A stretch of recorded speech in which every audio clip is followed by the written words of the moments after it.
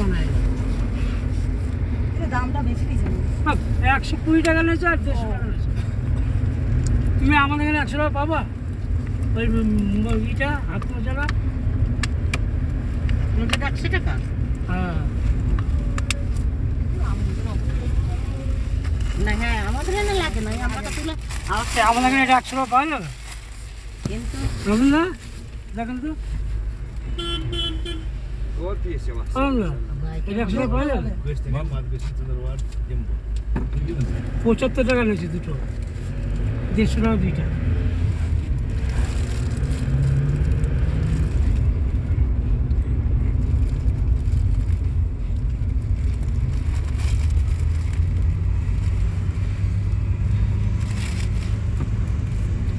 এমনি মোজা ফোজার জন্য খুব বলে না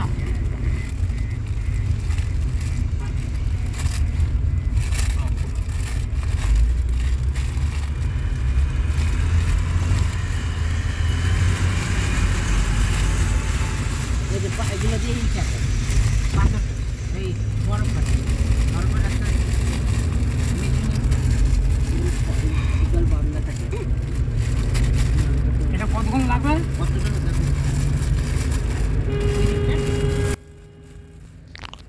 হ্যালো বন্ধুরা, কেডি লাইভ স্ট্রিমিং চ্যানেলে সবাইকে স্বাগত জানাচ্ছি। আমি কমলাদিত্য ব্যানার্জি বলছি ভিডিওর ব্যাকগ্রাউন্ড থেকে। এখন তোমরা দেখতে পাচ্ছ আমার কাশ্মীর ভ্রমণের সময় তোলা সোনমার্গের ভিডিও। আজকে তোমাদের তৃতীয় অধ্যায়ের ভিডিও দেখাচ্ছি, সাইট সিনের ভিডিও দেখানো হচ্ছে। তো সোনমার্গ সম্পর্কে তোমাদের কিছু কথা আমি বলে রাখি। সোনমার্গ শব্দের অর্থ হলো স্বর্ণময় তৃণভূমি। এটি হলো ভারতের কেন্দ্রশাসিত অঞ্চল জম্মু ও কাশ্মীরের গন্ডেরবাল জেলার একটি শৈল শহর। এটি শ্রীনগর থেকে প্রায় 80 কিলোমিটার উত্তর পূর্ব দিকে অবস্থিত। এর আশেপাশে কাশ্মীর উপত্যকায় হিমালয়ের কিছু হিমবাহ রয়েছে, যেমন সেগুলোর নাম হলো কলহই হিমবাহ এবং মাচই হিমবাহ। এখানে 5000 মিটার উচ্চতার উপরে কিছু শিখর আছে, যেমন শিরবল শিখর, কলহই শিখর, অমরনাথ শিখর এবং মাচই শিখর। সোনমার্গ অঞ্চলটি সিন্ধু নালার তীরে একটি উপত্যকায় অবস্থিত। এটি শ্রীনগর শহরের 87 কিলোমিটার উত্তর পূর্ব দিকে অবস্থিত। এটি মনোরম হিমালয়ের শিখরের অভ্যন্তরে অবস্থিত একটি জনপ্রিয় পর্যটন কেন্দ্র। এটি সমুদ্র তল থেকে 2800 মিটার উচ্চতায় অবস্থিত।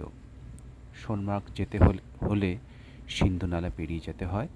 এটি কাশ্মীর উপত্যকায় ঝিলম নদীর প্রধান শাখা। এটি 60 মাইল দীর্ঘ একটি ঊর্ধ্বমুখী উপত্যকা এবং গভীর পাহাড়ি গিরিখাত যা তৃণভূমিতে গিয়ে মিশেছে। পাহাড়ের ঢালে দেখা যায় অনেক গ্রাম। সোনমার্গে স্থায়ী বসবাসের কোনো বন্দোবস্ত নেই এবং প্রচুর তুষারপাত ও তুষার ধসের কারণে শীতকালে এই সোনমার্গ অগম্য হয়ে যায়। 2011 সালের ভারতের আদিম শুমারি অনুসারে পর্যটক এবং পর্যটন শিল্পে কর্মরতদের ব্যতীত সোনমার্গের জনসংখ্যা ছিল 392 জন। এর মধ্যে পুরুষ ছিল 51% এবং মহিলা ছিল 49%। মরশুম অনুযায়ী এলেও এরা কিন্তু সোনমার্গের স্থায়ী বাসিন্দা। সোনমার্গের একটি ঐতিহাসিক তাৎপর্য ছিল, এটি গিলগিতের সঙ্গে একটি প্রাচীন রেশম পথে এখানে একটি প্রবেশদ্বার ছিল এবং কাশ্মীরকে তিব্বতের সাথে সংযুক্ত করেছিল। জজিলা গিরিপথটি এর 15 কিলোমিটার পূর্বে অবস্থিত এবং এটি সড়ক পরিবহনের জন্য অন্যতম সর্বোচ্চ গিরিপথ।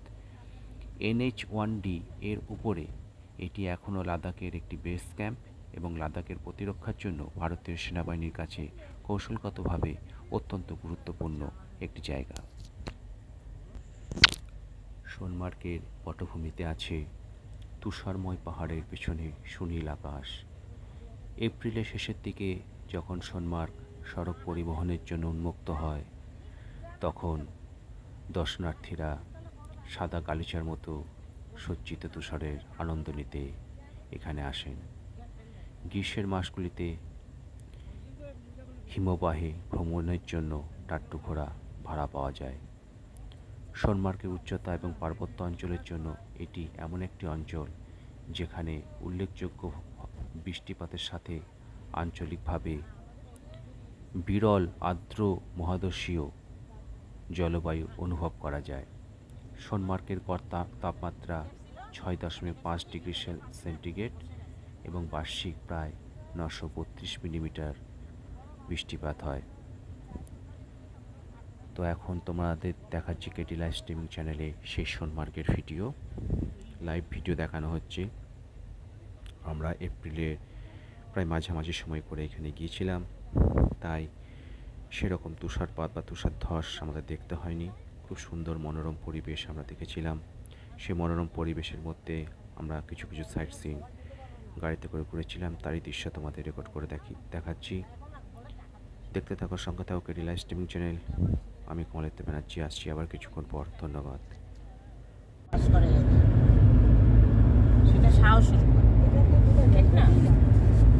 হেলিকপ্টার উপর দিয়ে চলে যাবে, উঠে যাবে উপরে, সব থেকে হেঁটে হেঁটে যাবে। যারা পারে, যারা হাঁটতে পারে তারা হেঁটে যাবে। বলতো আমি তো আগেই বলবো যে হাঁটতে পারবে সে।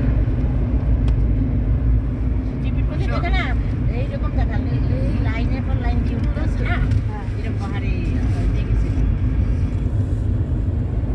এই বললো যে আমরা ওইখান দিয়েই কতটা গেলেই অমরনাথ কি কত কিলোমিটার ওখান দিয়েই আমি আর হবে না এইসব একবারে করতে জানো না, একবার এত দূরে এসে আবার এত দূরতে এবার যাওয়া।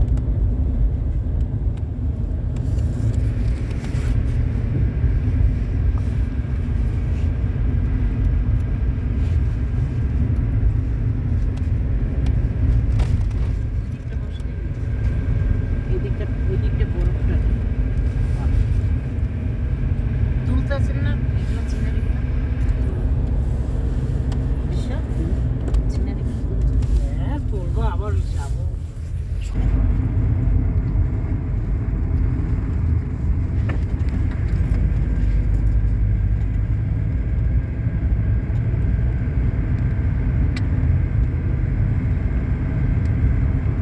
এই দিকটা বরফটা আছে।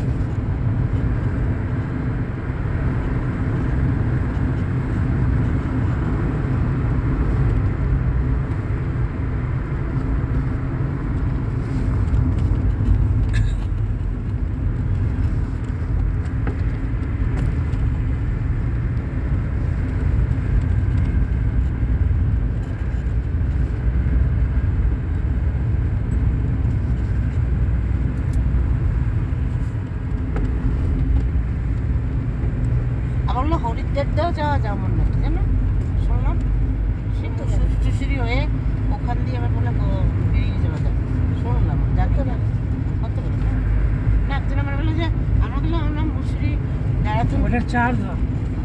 দেরাদুন মুসুরি গেছিলাম, বলছে ওইখান না অমরনাথও যাওয়া যায়। আমি জানি না।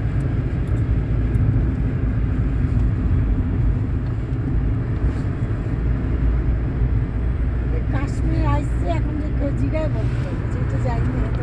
হ্যাঁ কী করে না, ওই আমারও শোনা কথা বলছে যে না কি বলছিল আপনারা গেছিলেন, আমি না আমরা দেরাদুন পর্যন্ত গেছিলাম, মুসুরি দেরাদুন পর্যন্ত, বলতে ওখান দিয়ে আমার কাশ্মীরেও নাকি যাওয়া হতে পারে, সব দিক দিয়ে তো রাস্তা থাকবে।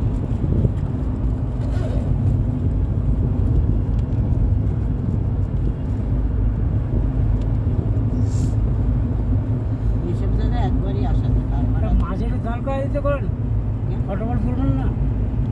क्या चाहिए घर में दे दे कश्मीर का लास्ट गांव सरबल সেই লাস্ট सरबल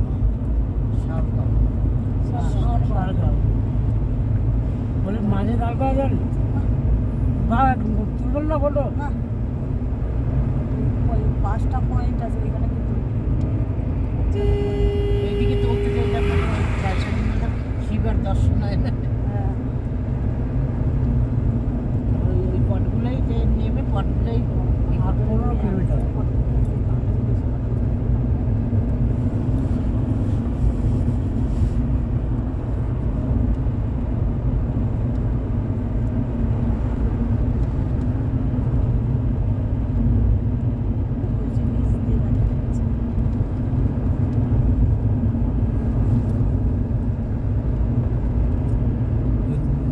ওইটার মধ্যে ঘুরে ঘুরে আমরা উঠছি এগুলো বড় ওই দেখো ডান দিকে ডান দিকে ওই যে নিচে নেমে আছে জলে জলে বরফগুলো গোলাগুলো হচ্ছে পুরো ওই তো গোল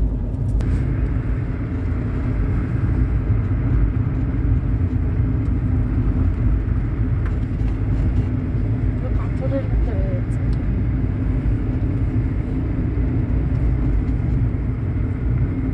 দেখো একই জায়গা এই সেটটা পর্বত এবার এই দিকটা দেখো এই দিকটা নেই ওই বরফের ইয়েগুলো এসে জমে জমে পাথরের মতো হয়ে গেছে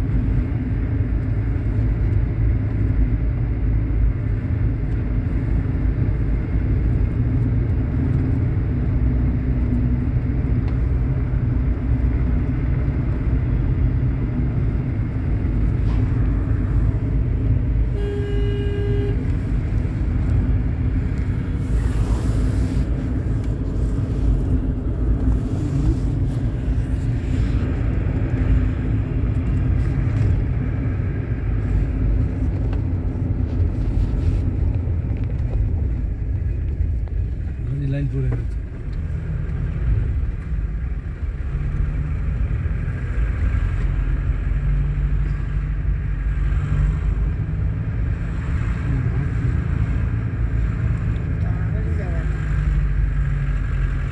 यहाँ 2 पॉइंट है एक ये छोटा वाला दूसरा बड़ा वाला ठीक है এটা ছোট পয়েন্ট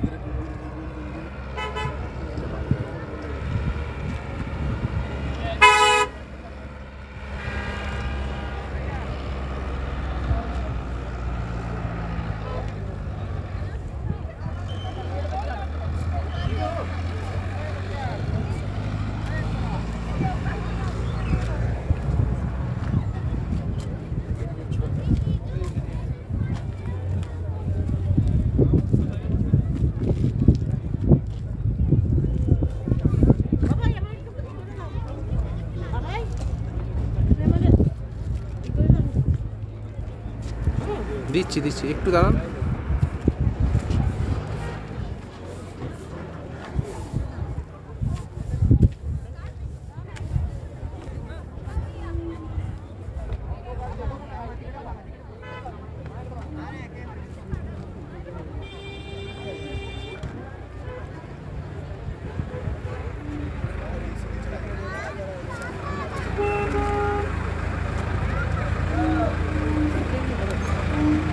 তবে আমার কাছে চাই করে দিয়েছি, কিন্তু চাই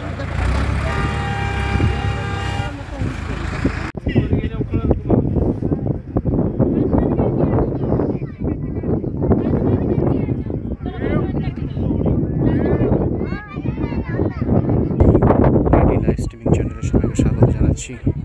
আমি কমলাদিত্য ব্যানার্জি এখন আছি এই মুহূর্তে সোনমার্গে। সোনমার্গ থেকে আমি আমার শিল্পী ভিডিও করছি, যার ভিডিও তোমরা দেখতে পাচ্ছ। এটি লাইভ স্ট্রিমিং চ্যানেলে সবাইকে স্বাগত জানাচ্ছি। আমি কমলা ব্যানার্জি সোনমার্গ থেকে।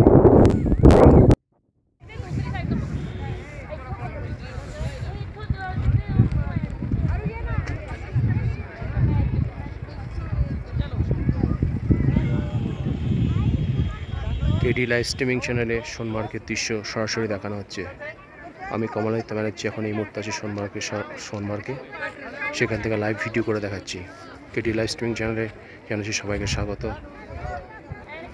সোনমার্গের দৃশ্য এক নৈসর্গিক দৃশ্য, অপরূপ সৌন্দর্য ফুটিয়ে তুলছি আমার ভিডিও।